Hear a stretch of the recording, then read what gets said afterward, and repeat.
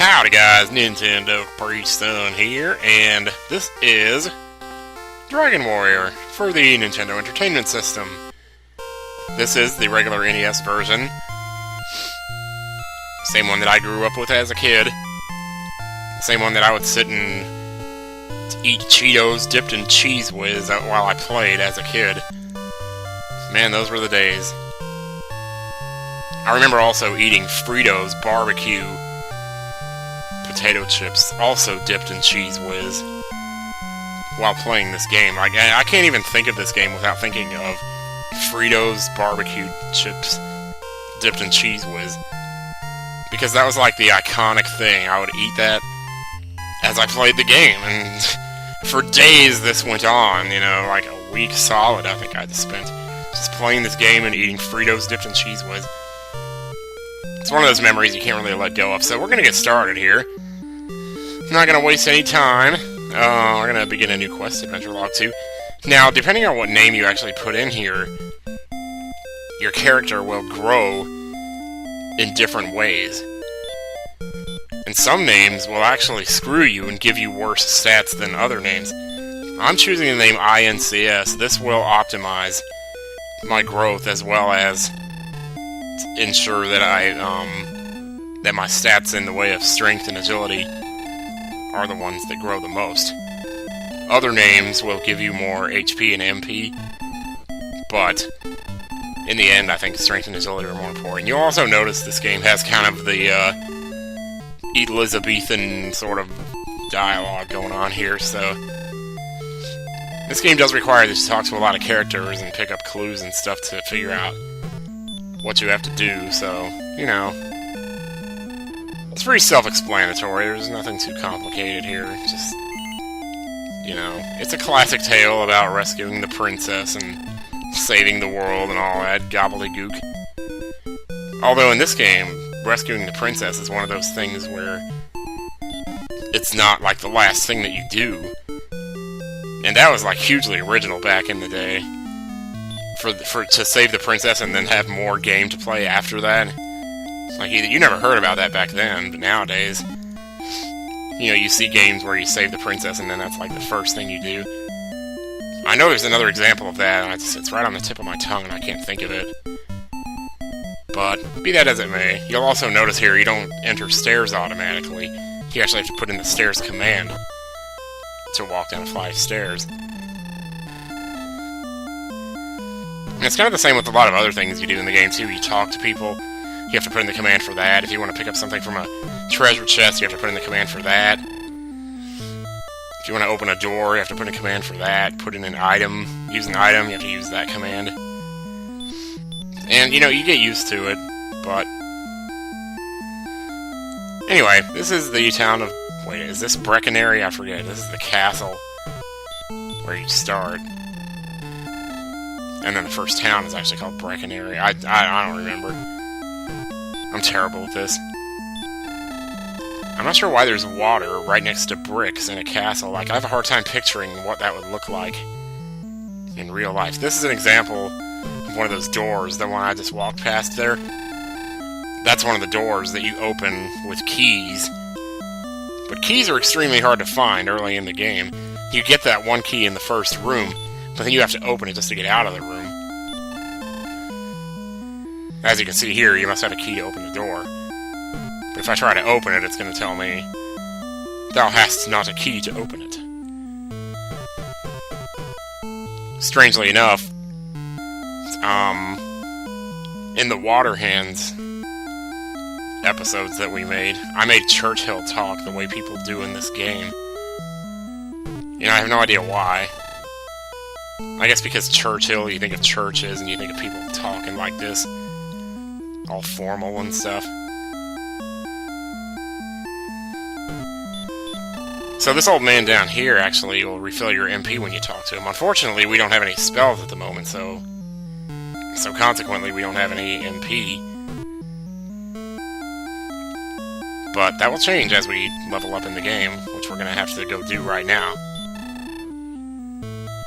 Now, one thing you'll find about this game real quickly when you start playing it is that grinding is literally It's like 85% of the game is just grinding. Enter the shop and speak to its keeper across the desk. Now, you do start out with that 180 gold that you find in the treasure chest in the king's room. So, what you're going to want to do is take that over here, and straight away get yourself some equipment, because you're starting out with nothing here. Like, basically in the story, you come...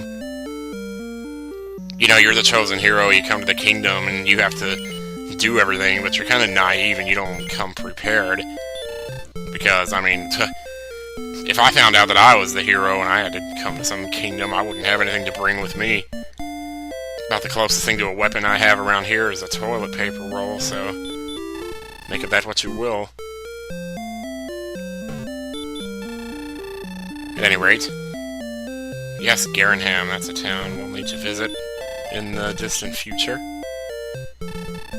Probably going to be moving through this game fairly fast, because I'm not going to be showing a lot of the grinding that I do. But being that grinding is such a big part of the game's progression... What are you talking about? I ain't got no proof. I got a birth certificate. I think. I mean, I probably didn't bring it with me, because, like, how was I supposed to know? People were going to be asking me all that. Yeah, that sounds good. That sounds great. So first I gotta go find some monsters to fight. Of course, I can't forget those days in Nintendo Power. All those times reading the guide that says, you know, go to the first town and buy the club and the clothes. And it's like they both start with CL, the club and clothes. It's just so stupid. Anyway, before you leave the town, you want to go over here and buy a dragon scale as well. This will help with your defense a little bit. Pick up a torch too while I'm here. Might as well. Gonna need it later. And we'll explain what torches do and all that stuff later, but it's basically in your items list. Your items list. I can use the dragon scale here, and that increases my defense by 2. Which, if I go here and look at my status, that's my stats right there. Now, if I put in a different name, those stats would be different. They would probably be lower. There are names that give you a higher starting stat, but then they make your other stats grow, like they'll make your HP grow more. You can actually see the final area of the game across the river right there on the overworld. The final area of the game, that castle down there, is known as Sharlock Castle. Not to be confused with Charl, Smooth McGroove's cat, but... So, just starting out, your best bet... Well, I'm not even explaining anything here, I don't know. We're just like jumping into battles here, it doesn't even matter. Battles in this game are pretty simple. You can fight, you can cast a spell, you can run, or you can use an item. Pretty much the very basic... You know, any basic RPG player knows what all that means, so... There's really no need for me to explain it, I guess. Now, as you're running around in the overworld, you're going to run into random battles like this, but depending on the terrain... Terrain? Is that even right? That doesn't sound right to me as I say it, terrain. But whatever terrain you walk on is going to determine your encounter rate. So if I stayed out in the plains, I think it's like 1 in 32 chances of you hitting a monster. But if you run around in the hills down here like I'm doing, you'll hit monsters like 1 out of every 8 squares. So that's good. As you can see, I'm not doing very much damage, like 2 at the most, maybe 3 occasionally. But eventually, you beat enough monsters, you will gain a level. I know, that's such a strange concept, right? Gaining a level? I've never heard of gaining a level before. Who ever heard of that? You can't gain levels in Contra. Or if you do, you just lose it all, everything you built up. I got kind of lucky on that guy. And here it is, our first level gain. Courage and wit has served thee well. Thou hast been promoted to the next level. Excuse me. And then it tells you all what you gained stat-wise, and then you just go on and keep fighting. Obviously, my damage is not changing that much, so what I'm going to do here is grind up a little bit.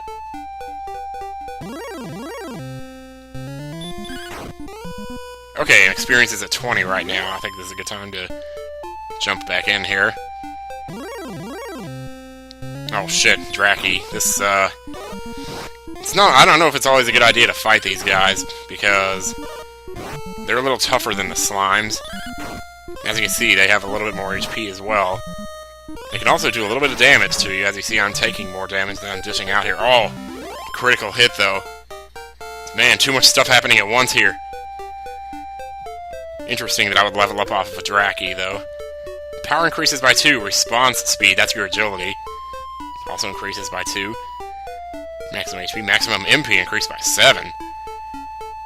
I mean, I guess that makes sense, though, because your first spell, which is actually heal, costs 4 MP. You can't cast it now because you don't have any MP. But your max MP did increase when you gained a level. So now you can go back to Tangigal Cat. That's the name of the castle. Tangigal. Oh my god, I sound like a reject. Yeah, reject. That was what I was gonna say. Anyway, you come back to Tangigal Castle here and you talk to this guy, who I said before refills your MP. And now, you can basically do this as many times as you want. So you come here, and you cast your heal spell like so. Get back all your MP, and then, or get back all your HP. Talk to him again, get back all your MP. Now you don't have to spend money on the inn.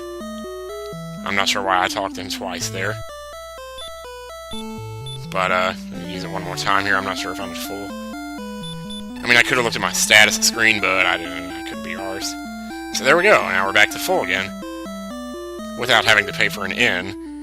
Which is really not a big deal, because the inn is only like 6 HP anyway, or 6 gold to stay there. You wouldn't think it would matter that much. And I guess it really doesn't, but I don't know. Every little bit helps. One thing that I kind of like about this game, though, is that you can always see, even in these battles, you can constantly see how much gold you have, how much experience you have, and everything is just right out there for you. So, it's good information to have. So, we're going to grind up a little more here.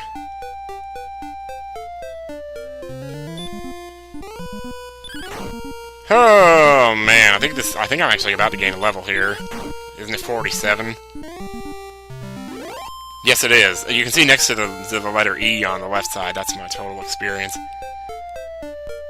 And here we are, we just hit level 4. Another HP by 6. Magic points up by 10. I also learned another spell. This is the Hurt spell, which can do pretty considerable damage to an enemy. It costs 2 MP, unlike the heal spell, which costs 4.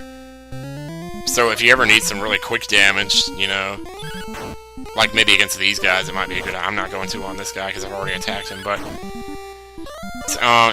the Hurt spell will do typically about 8 to 10 damage.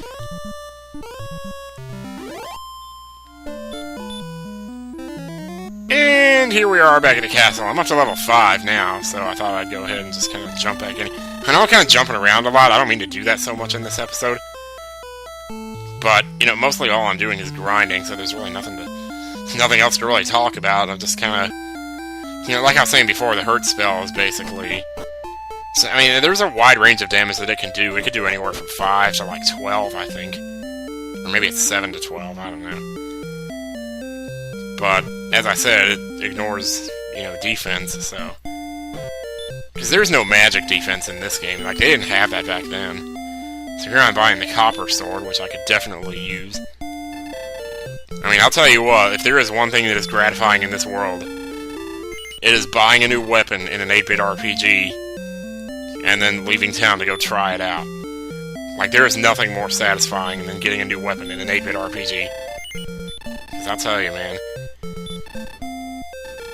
I was about to buy it there, but I wanted to show you my stats before I bought it, so you can see how much it improved after I bought it. Because my attack power before was 16, now it's 22. So let's go try this shit out.